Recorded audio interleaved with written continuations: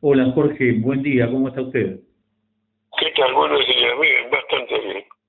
Bueno, contento de poder hablar con usted, consultándolo siempre sobre el panorama político actual. El presidente Guardado aparece, insulta, agrede, como ya es común. No quiero decir que uno se acostumbre a esto, ¿no? Porque al grado de violencia verbal que está habiendo en los medios de comunicación, incluso muchos improperios y un montón de cosas que parece que fueron a moda y que, bueno, por lo menos a mí no es mi estilo y no me gusta. Mire, en la noticia del día de hoy, los improperios de mi ley no lo son. La noticia del día de hoy es que el salario registrado ha caído por debajo de lo que estaba cuando gobernaba Massa. ¿Se da cuenta usted o no? Que ya era, estaba deteriorado, de que había pasado la pandemia y un montón de cosas, ¿no? Etcétera. Es decir, hubo un cambio de gobierno en el sentido de que todo iba a mejorar o que ya no podía empeorar más de lo que estaba. Y efectivamente ha logrado empeorar todo. Claro, en realidad no, ¿No es cierto? hay Sí. una realidad simulada donde te dicen una inflación que no es, o sea, todos los números que te tiran son números inventados, no resisten ningún análisis o son dibujados, ¿no? Hay como una realidad paralela que es la que te muestran el gobierno en las cifras oficiales y después la otra realidad, que es la heladera, que es el deterioro de las jubilaciones, que es el deterioro que es las tarifas con unos aumentos siderales, y la gente, el endeudamiento, bueno, tantas cosas, ¿no? No, pero mire, no es tan sencillo, porque usted no va a encontrar ningún empresario que no esté de acuerdo con mi ley. Es Usted no va a cierto. encontrar ningún economista que no diga que hay superávit fiscal y no déficit. Es decir, que lo que sostiene mi ley, lo que sostiene Caputo, está respaldado por toda una clase social, tanto económica como sus voceros intelectuales que son los economistas. Sí, bueno, hay Entonces, esta es economistas una, que lo desmienten, ¿no? Pero bueno, según bueno, lo... no, claro, puede ser. Pero no creo que los economistas desmientan, no conozco ninguno, discúlpenme. Los que lo desmienten son algunos periodistas que hacen trabajo de investigación. Por ejemplo, No, no, pero el está Pablo periodista... Filari que lo desmiente. Bueno, sí, pero yo me refiero a los economistas que están más... Sí, ahora me acuerdo, ahora recuerdo quién es Pablo Tigani. No, también hay un estudio que se llama, creo que se llama CEPA, que, bueno, no me acuerdo ahora quién lo dirige, pero lo tengo presente. Pero atacan el plan económico en el sentido de que es un plan empobrecedor. Pero todos le reconocen el déficit fiscal, el superávit fiscal, hasta el punto que usted no va a encontrar ningún candidato que diga que no va a seguir con el superávit fiscal. Sí, un superávit Ningún fiscal que también es candidato. mentiroso porque no pone los intereses de la deuda, eh, eh, truchan todo. No, no es eso tanto, porque cuando ellos dicen superávit primario, están dejando en claro que no computan los intereses de la deuda. ¿No es cierto? Eso quiere decir primario. Si usted mete los intereses de la deuda, ya deja de ser primario, aparece un déficit. No, la mentira no está ahí, la mentira es vastísima. Por ejemplo, un periodista descubrió, como una investigación, que todos los fondos dedicados para vialidad iban a parar al gobierno para cubrir el déficit. Sí, y meterlo intereses. ¿No es cierto? Y así está ocurriendo con todos los fondos fiduciarios. Y hay un montón de medidas que se están tomando que encubren que ese superávit fiscal no existe.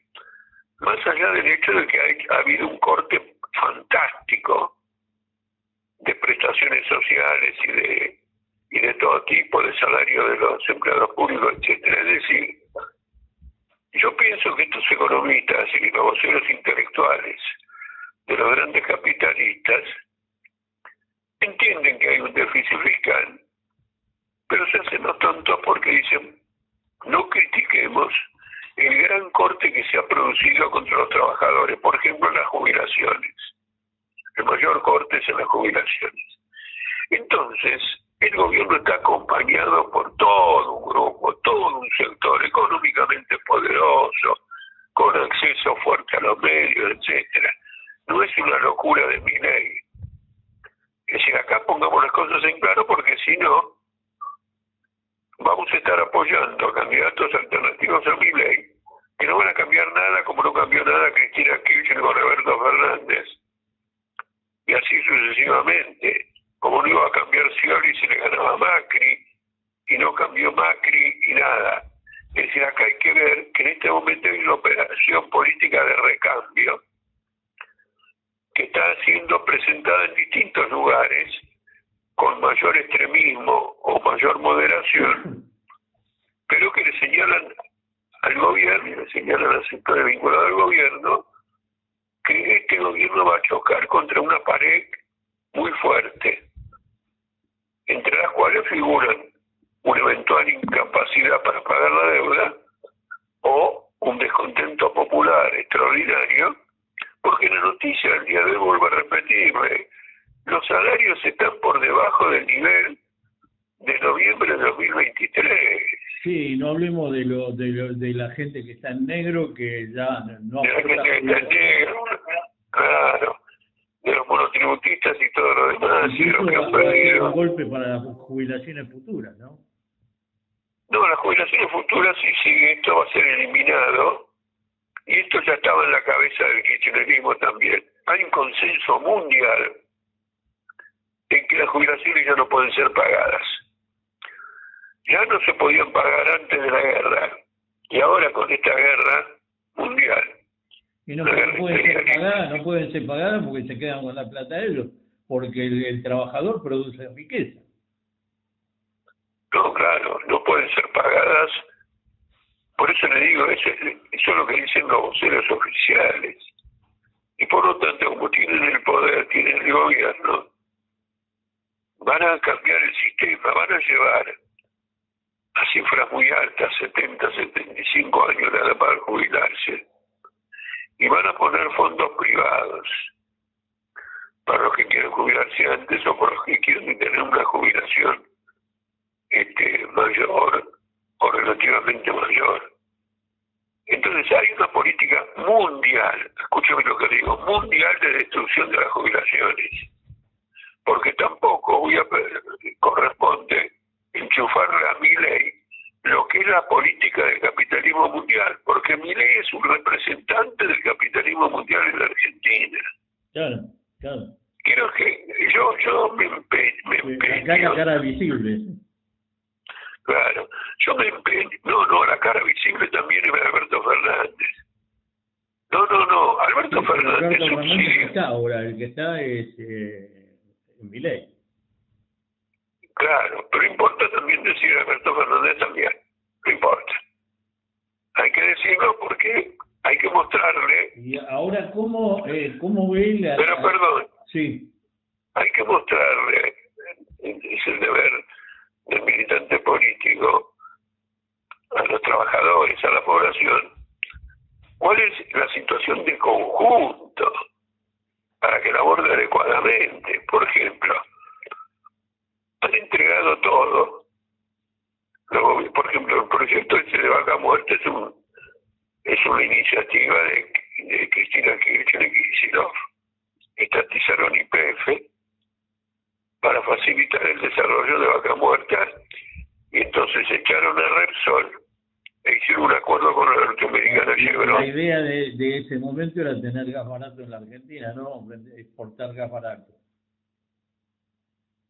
¿De dónde lo sacó usted? Era para la industria y era para ahí. Si estaban, la industria estaba subsidiada y todo estaba subsidiado con el combustible. No, de ninguna manera, porque Vaca Muerta es un emprendimiento tan grande que el mercado interno no puede, no es suficiente para ese nivel de producción. No Siempre fue por eso. exclusivamente, no exclusivamente, pero si, o sea, como estaba la matriz energética, que era barata para la producción argentina, y después lo que se exporta, pero el excedente se exportaba, no se exportaba todo. No se exportaba todo. Nadie hubiera invertido un peso en vaca muerta si tenía que exportar un excedente. Se exporta todo. Tiene que haber libertad de exportación. El acuerdo con Chevron no solo le permitía exportar todo a Chevron, sino que hizo el acuerdo con YPF para que las ganancias fueran a paraísos fiscales de Chevron. ¿Me explico? Sí. Esto hay que entenderlo claramente. Este es un proyecto común de toda la clase capitalista, de la cual no se separaron nunca, y se metió después Techín, Bulgeroni, y el que era presidente de YPF designado por Cristina Kirchner, Sí, que luego renunció a YPF, armó su propia empresa, este kirchnerista nombrado por Cristina Kirchner, armó su propia empresa, y ahora este grupo terrorista, ¿cómo se llama?, de inteligencia artificial, Palantir, de este hombre Peter Steele, que dice que hay que abolir las elecciones, ha empezado a comprar acciones de esta empresa. Ajá, mira. ¿No es cierto? De la empresa de Galucho, el hombre de Cristina Kirchner en YPF. Sí, sí. ¿No es cierto? Entonces, si la realidad la contamos por la mitad, naturalmente perjudicamos a los trabajadores en la comprensión de cuáles son los problemas y los inducimos a comportarse de una manera equivocada. Entonces todo el mundo salió a gritar: la patria no se vende, mientras Peter Thiel, el dueño de Palantir, entraba a Vaca Muerta. Y entraba Vaca Muerta, que es un proyecto de Cristina Kirchner con Chevron. Entonces lo que gritaban: la patria no se vende, son los que han vendido a la patria. Que está vendida de todos modos porque tiene una deuda de 600.000 millones de dólares. Lo cual es una hipoteca que no la puede levantar nadie. Entonces la realidad hay que contarla entera. ¿Cuál es la solución, Jorge? La solución es el socialismo, rechazar el pago de la deuda y asumir un control soberano de la economía por parte de un gobierno de trabajadores, porque un gobierno de los grupos empresariales... ¿Se puede resistir a las presiones económicas que vienen si no se paga la deuda? Porque decir, si no paga la deuda, ¿se acuerda cuando Rodríguez Sá fue, que duró 10 minutos, le dijo que no iban a pagar la deuda, no iban a pagar esto, no iban a pagar lo otro, y a la bolsa Rodríguez Sá? No. Mire, tanto en el momento cuando él lo hizo, como luego en un programa de televisión, lo confirmé. Yo siempre sostuve que el que le dio a Rodríguez a la orden de no pagar la deuda fue el FMI. Porque como Argentina no puede pagar, y se vino esa crisis de la convertibilidad, había que colocar en Argentina en estado de concurso de acreedores. ¿No es cierto? Es decir, dejar de pagar a los acreedores y abrir un proceso de recuperación judicial, económica, financiera, lo que usted quiera, a nivel internacional. La orden se la dio el FMI. Bien. Esta era mi convicción. ¿Y lo rajaron? En el mismo... ¿Cómo? Lo rajaron. ¿Cuánto duró Rodríguez Sá? Sí. En un programa de televisión, donde también estaba presente que había sido mucho tiempo intendente de San Isidro, estaba Rodríguez y le digo: Rodríguez, ¿el FMI que le dio la orden de declarar el no pago de la deuda, eso sí o no? Totalmente, me dice Rodríguez. Ajá, mira. Y yo lo hice con acuerdo del FMI. Y yo le hice la pregunta 4, 5, no sé cuántos años después, en ese programa, para ponerle en claro cómo funciona todo esto. Fue una maniobra porque además Argentina no podía pagar nada. Y entonces cuando usted no puede pagar nada, si usted declara que no puede pagar nada, ¿qué ocurre? Empiezan las negociaciones para el pago. Pero si usted no declara nada, eso es lo que pasó con el acreedor, eso, si usted no declara nada, el acreedor sospecha que usted no le quiere pagar. Pero si usted declara, empieza una negociación.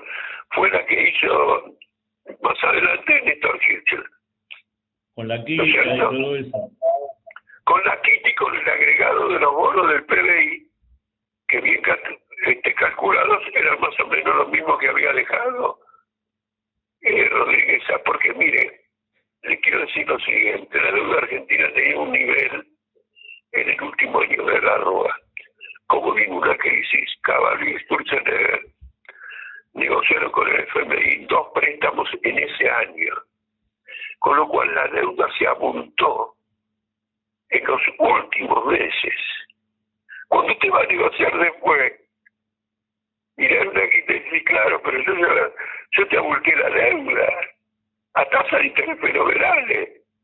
Yo ya me hice, si querés discutir una crítica, una quita, ¿no es cierto? Y bueno, y se negoció, y después le metieron el cupón del PBI, que para no pagarlo, Guillermo Moreno empezó a falsear las estadísticas, y ahora tiene un juicio. Ahora, Jorge, usted lo dice, y bueno, varios economistas, que la Argentina tiene una deuda de 550 a 600 mil millones de dólares. Con 600 mil millones de dólares, te agarrás en el océano Atlántico y rellenás un país y te haces un país con 500 mil millones de dólares. Bueno, no es ¿Dónde suficiente. están los 500 mil? Yo quiero a alguien que me explique a dónde están los 500 mil millones de dólares. ¿Qué obra hay? ¿Qué es lo que hicieron? ¿Qué monumento? ¿Qué hicieron para que nosotros debamos 500 mil millones de dólares? No, pasa lo siguiente: desde el momento que la dictadura militar declara el default, antes de que suba Alfonsín, empiezan las renegociaciones de la deuda, y la deuda crece porque se va renegociando.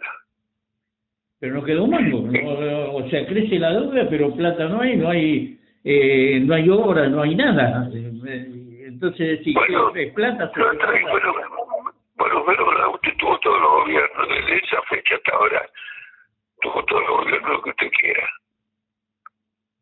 Y ahí está el resultado brutal del peor momento económico de la población argentina. El kirchnerismo le pagó al FMI. Bueno, no se debía nada, después vino Macri y arrancó de vuelta. Claro, esa es la función. Esa es la función bajo el capitalismo de pagar una deuda, es habilitar la posibilidad de volver a endeudarse. El que no entienda esto del capitalismo no entendió nada. Las deudas forman parte del capitalismo, y cuando uno quiere endeudarse, primero paga las deudas o resuelve el problema de la deuda que tiene, y después, digamos, se endeuda. Cristina Kirchner desvalijó el Banco Central para pagar la deuda y le dio letras intransferibles, sin letras que tienen un valor en el papel pero ningún valor real. Se quedó con toda la guita del comercio exterior, y esa plata del comercio exterior pagó la deuda. Y lo dijo una vez por televisión: yo pagué 170 mil millones de dólares, nos queremos desendeudados. Entonces pagar la deuda se transformó en una insignia nacional. Pagar la deuda usuraria. Así que acá no hay cabeza que aguante. Todos los partidos políticos del sistema, todos, y gobernaron todos, no queda nadie afuera, nadie, son agentes de los acreedores. Y les quiero decir una cosa que creo habérsela dicho alguna vez, porque la digo siempre: esa famosa deuda está en manos extranjeras en forma minoritaria.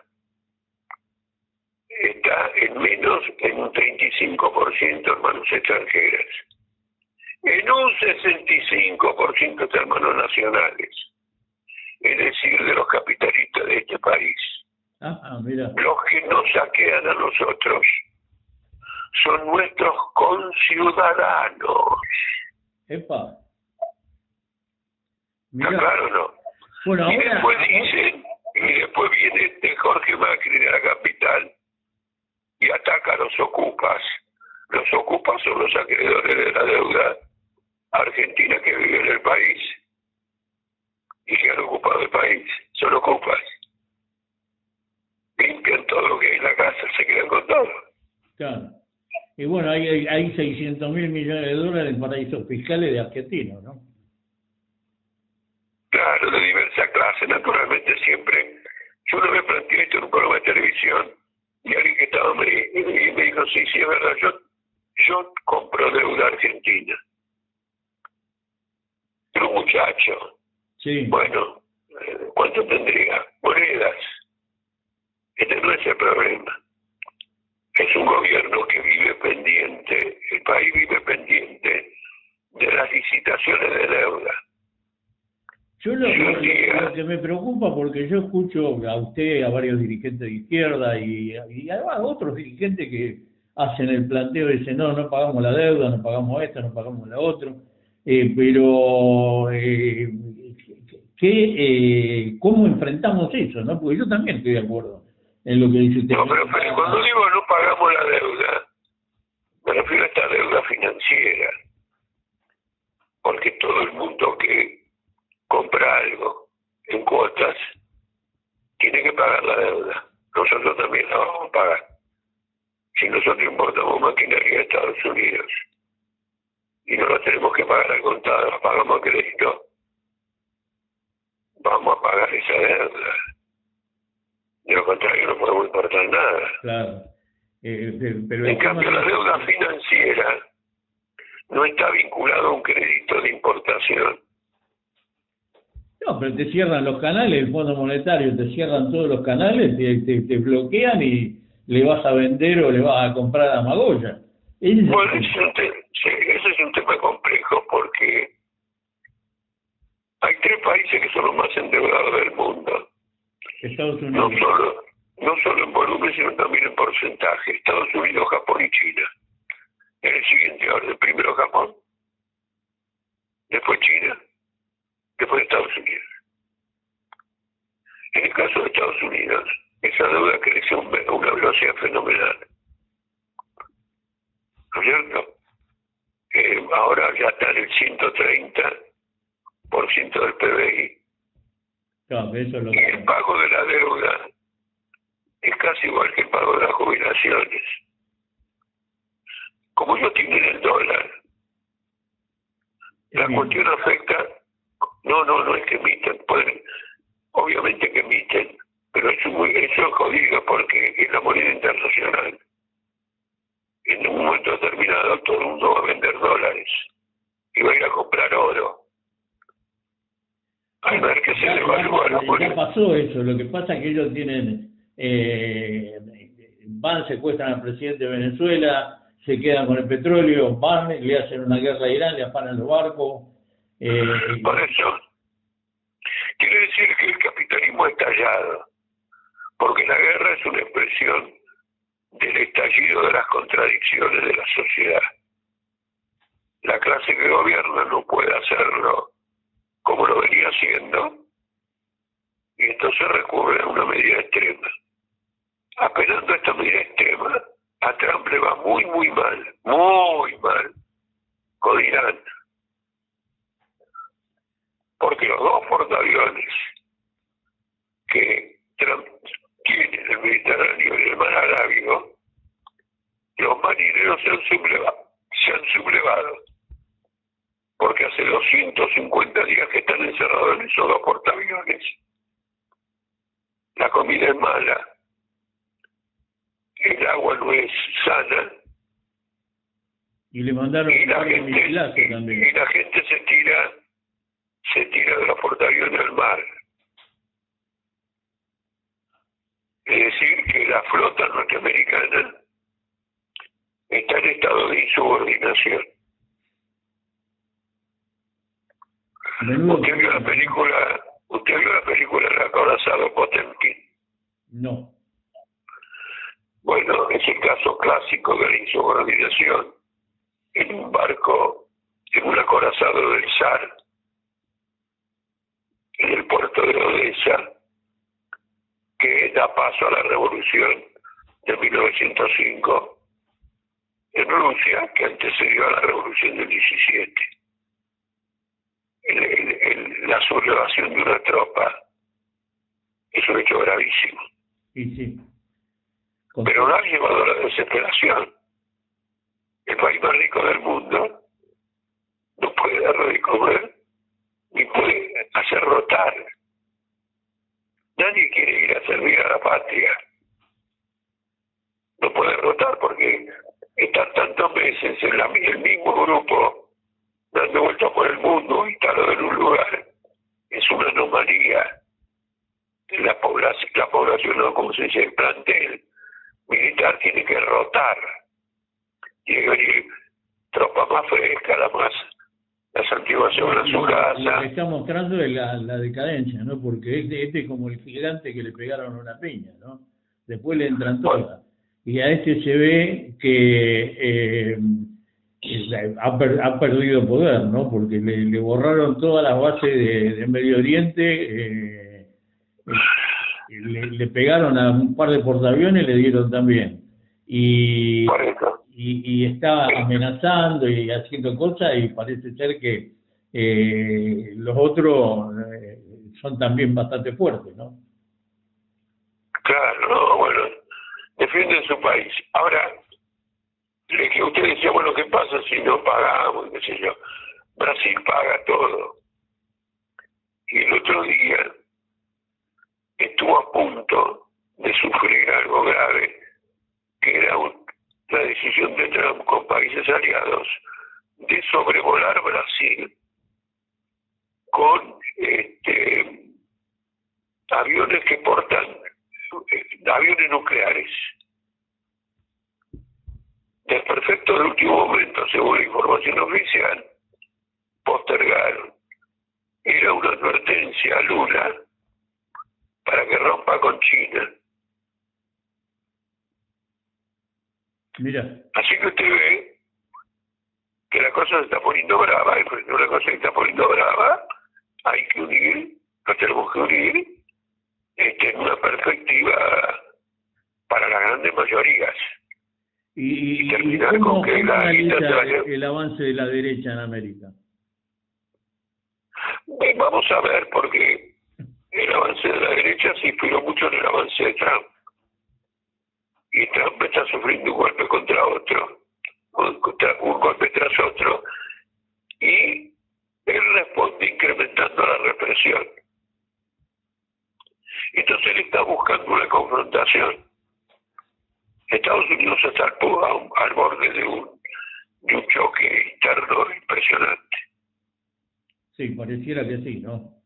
Está bastante complicada la situación interna. Entonces, claro, tiene una crisis política tremenda en medio de la guerra. Entonces, este es el mundo del capitalismo, y esto es lo que quiero dejar perfectamente establecido.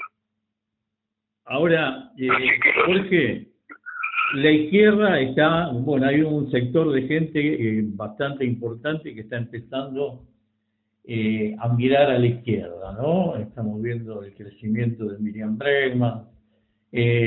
¿Cómo está la izquierda preparada como para, porque ponerle que la gente se vuelque masivamente a votar a la izquierda? Hay infraestructura, porque un gobierno no es lo mismo que un partido político, ¿no? Hay muchísimas... Bueno, eso usted se lo tiene que preguntar a ellos. Política Obrera no está en ese bloque de la izquierda. Tenemos diferencias estratégicas irrenunciables. Solamente le digo que ahora hay una elección parcial en Bariloche, y el frente en donde actúa Miriam Bregman se partió. Ajá. Entonces se enfrentan entre ellos en las elecciones en Bariloche.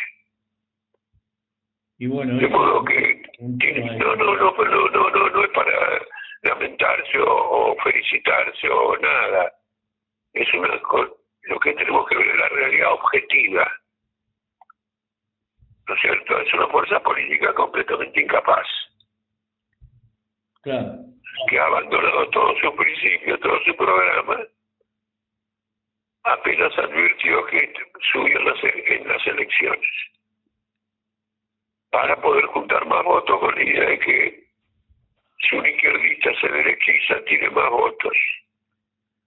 Hay izquierdistas que piensan eso. Con lo cual, en primer lugar, está el problema de los votos, es decir, se venden por votos. Nadie puede gobernar vendiéndose por votos. Y nadie puede gobernar vendiéndose, ¿no? O van a tener un vuelo corto. El tema es que para enfrentar a todo esto, lo que hay que hacer grandes acuerdos, ¿no? Hay que ver si la dirigencia política está a la altura de todo esto, porque...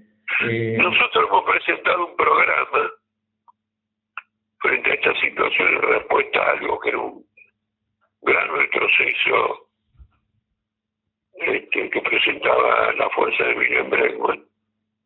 25 páginas donde la palabra socialismo no figura nunca. Nunca. Con lo cual habría la oportunidad de una discusión sobre eso, pero no les ha interesado. Y no les ha interesado porque saben perfectamente bien lo que están haciendo. Saben perfectamente bien que están dispuestos a entregar lo que sea para acumular votos. De alguna u otra manera la población irá percibiéndolo. Veremos. También depende de un conjunto de factores más generales. La marcha de la economía, el gobierno, la clase obrera, cómo reacciona. Bueno, eso también es, lo que pasa es que está muy presionada la clase obrera, ¿no? El despido por un lado, subocupación, las empresas por lo menos las pequeñas, están casi todas que quieren cerrar, o que no pueden tener. Sí, hay un impasse ahí importante, pero creo que usted tiene toda la razón, pero el responsable principal es el kirchnerismo y la CGT, que son los que tienen formalmente más ascendiente en las organizaciones sindicales, y no han movido un dedo. El hecho de que no hayan movido un dedo quiere decir que son cómplices de Milei. La verdad es que hay que prestarle atención a eso, porque es cierto que no han movido un dedo, ¿no? Son cómplices de Milei en la vida cotidiana. A ver, uno tiene a lo mejor algún problema de salud, viene tu amigo y te dice, che, mira, te dieron 3 días de reposo, que te hagas las compras. ¿No es cierto? Bueno, te dan una semana y ahí todo el mundo te abandonó, etcétera, etcétera. El kirchnerismo y los sindicatos, la burocracia y todo eso. No importa un bledo, la clase obrera. Están satisfechos con el dinero que han acumulado como burocracia y que Milei se los mantiene. El dinero sindical, obras sociales y cosas. Milei se los ha mantenido finalmente. Milei dice, bueno, ya tenemos resuelto nuestro problema. Ahí tiene el ejemplo de Facundo Moyano. Jorge, muchísimas gracias por su tiempo y por compartir. Bueno, un abrazo y nos veremos dentro de poco. Seguramente. Hasta luego.